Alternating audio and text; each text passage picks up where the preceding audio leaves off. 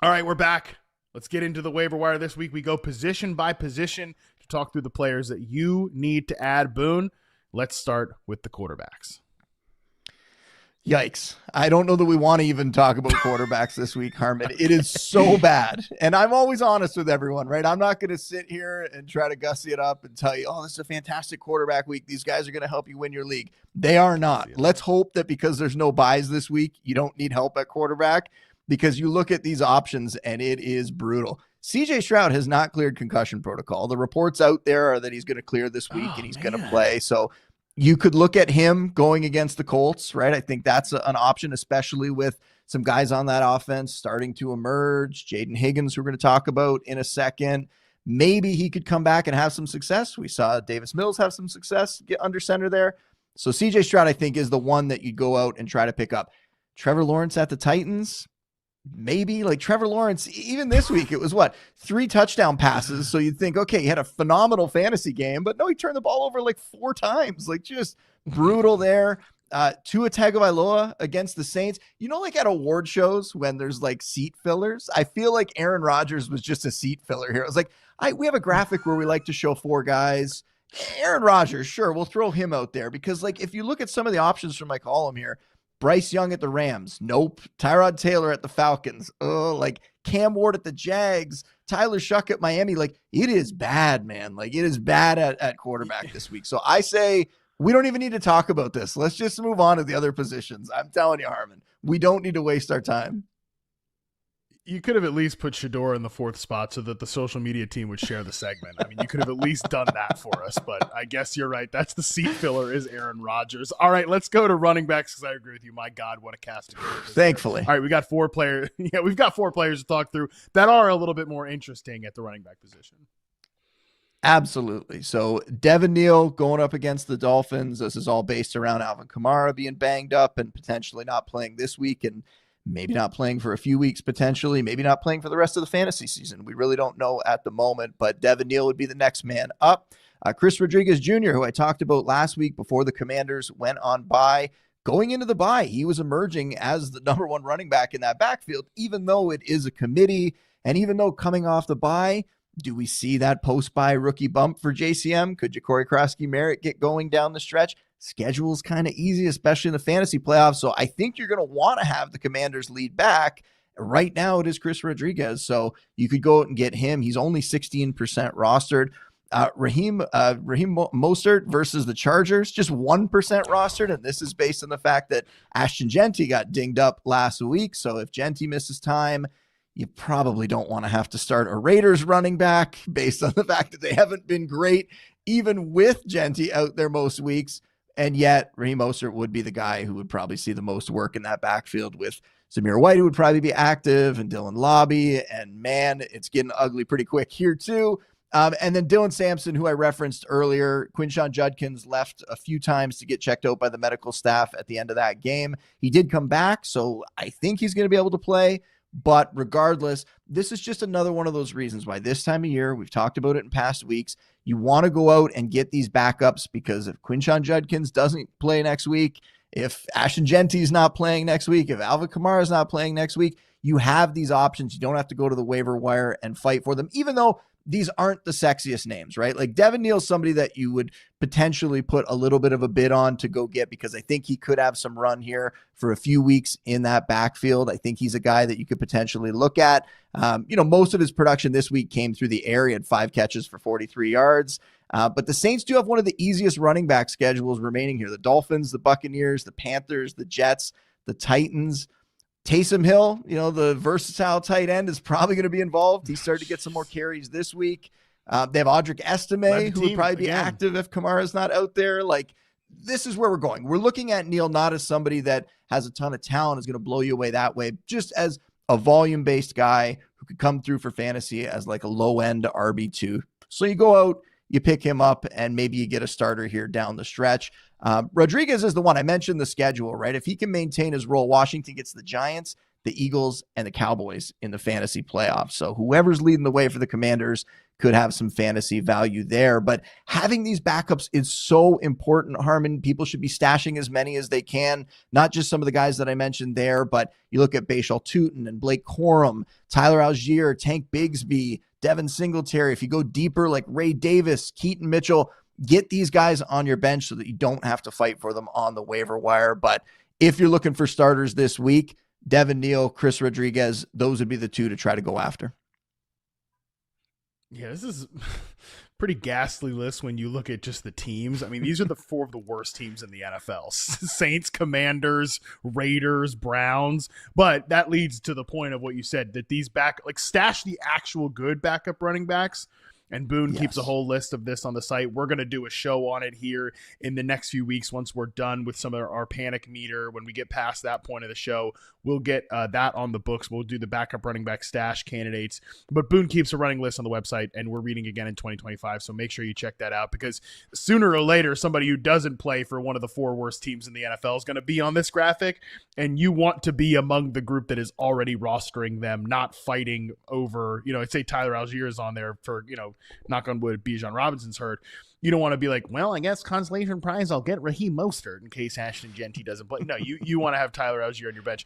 God, how depressing is that? Like, I don't even want to play the starting running back in fantasy on the Raiders. Let me play the backup running back on the Chip Kelly Las Vegas Raiders.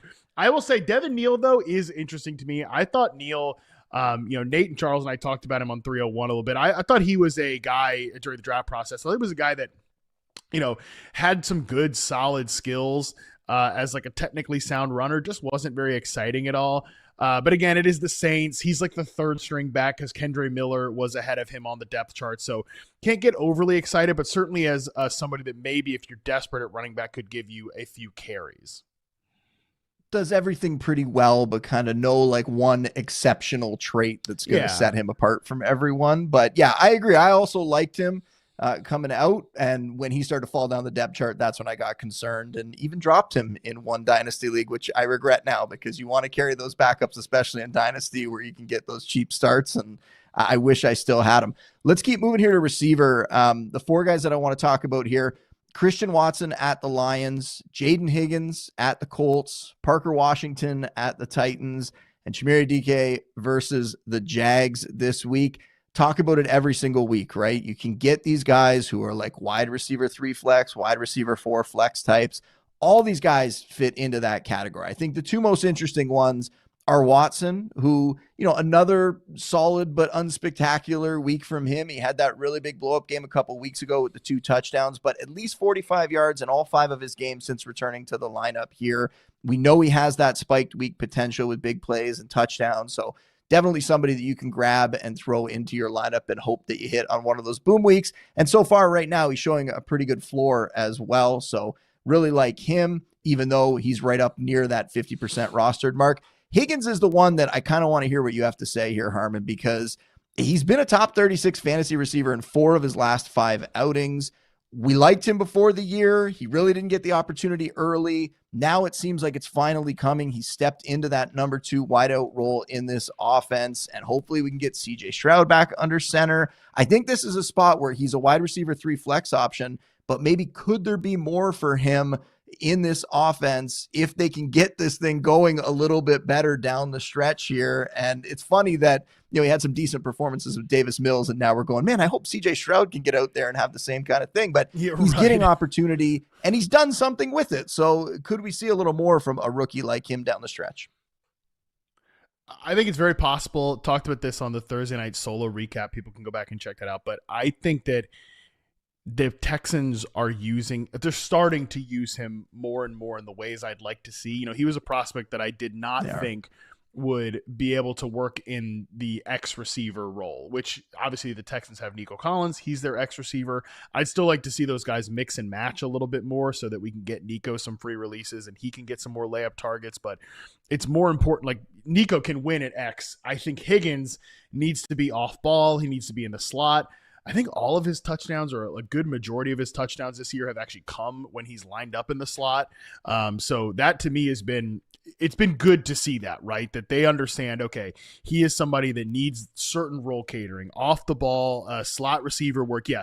3 of his 4 touchdowns this year have come when he's lined up in the slot. So they've gotten him some right opportunities there. Again, they're moving him around pre-snap. I liked the usage, what I saw on Thursday night for Higgins. So not a perfect player. I think he needs to grow in some areas.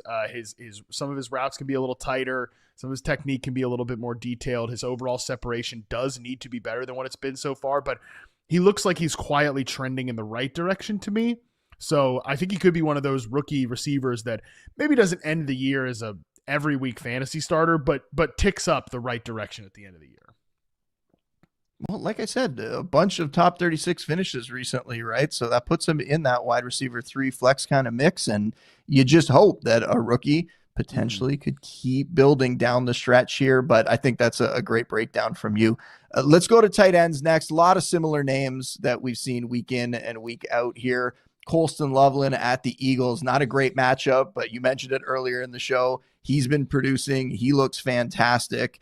So maybe you don't want to play him this week, or at least think about this matchup and whether you have a better option, but definitely somebody that you could look to be starting the rest of the way as a low-end tight end 1. Brenton Strange at the Titans. He comes back this week. Again, doesn't find the end zone. That's kind of like the thing with him. He's been putting up decent yardage when he's been healthy, but he just doesn't really put up a ton of touchdowns. And yet 93 yards on 5 receptions is great production, was really making his presence felt. And he's also in that low-end tight end 1, high-end tight end 2 range for fantasy. Harold Fannin Jr., not much needs to be said. He's on this list like every single week. He's more in the tight end 2 streamer range because of the quarterback situation. I think the talent is certainly there, but we're not seeing like big blow-up games for him. So you're just playing him as an injury or bye week replacement. The really interesting one here, though, is Darren Waller potentially coming back. They've opened up his 21-day practice window. He could come off IR. He's only 20% rostered. And you look at what he did before, right? Like caught at least 1 touchdown in his 3 first games with the Dolphins. Then he gets hurt in the 4th. We haven't seen him since, but they're opening his practice window. He could come back. You look at the matchups. Their schedule is one of the easiest for fantasy tight ends. The Saints, the Jets, the Steelers, and the Bengals over the next month. So I think he should be picked up everywhere. We could see him get into that conversation as a low-end tight end 1 as well with that kind of touchdown upside. I don't know if you have thoughts on any of those guys, because a lot of those names we've seen over and over here every week, Harmon. So maybe I could just go right to my deep stashes, because I got a few that I want to mention this week, more than normal. I would just say really quickly, I like Strange a lot. I think he can be a low-end tight end 1. Good call on Darren Waller in the schedule. Colston Loveland, I think, is a guy, I immediately saw one of my really good fantasy teams. I'm just starting every week and seeing what happens. I did pick up Brenton Strange ahead of last week, so I think those two will be interesting to weigh this week. But for the most part, really like what I've seen from Colston Loveland. But let's get into your deep stashes here, because there's some interesting names. Normally I only mention one guy, but this week I thought there was enough that we should mention a few. One is not really a deep stash, but we have to bring him up here. Jaden Reed, he's 36% rostered, but we know what he can do. We've seen him produce as a fantasy wide receiver 1 for stretches in the past. Very volatile in that Packers offense where they spread the ball around, but he could be coming back soon. So if he's on the waiver wire, stash him. And if you want to look actually deep, John Mechie, only 1% rostered on the Jets now. Adonai Mitchell, my guy, 2% roster. These guys are available basically everywhere. They are playing like the top 2 receivers in that Jets offense. This week, decent games, right? 6 for 65 from Mechie, 2 for 42 from Adonai Mitchell, who just got there a few weeks ago. So I think these guys could go on to really do something. We don't have Garrett Wilson back yet. We don't even know if Garrett Wilson is going to come back this year. So you could play these guys in a pinch because, like I said, they are available pretty much everywhere. And they're better than some of the other options they rolled out this season. And they're young guys. Definitely. Mechie's still a young player. Obviously missed his whole first season due to leukemia. So, he's a guy worth rooting for. Mitchell is definitely young, and they got to see what they have there. And you can see more of it with Tyrod Taylor. So I like those two calls if you're desperate at wide receiver. And yeah, Jaden Reed, this team misses him so much. I know he's coming off injury, and I know they never play him as a full-time guy. But my God, they need to, okay? Like they need to make that happen when he gets back, because he is so missed on this team right now. Boone, this was a packed freaking show. We covered so much ground. Tell the people where they can find the rest of your waiver wire recommendations if they missed it here. Yeah, I mean, my weekly column goes up on Monday afternoon, so they can go check that out. And it's not just the guys we talked about. There's a ton of players below that they can go see, broken all down into categories for every type of league out there. So go check that out.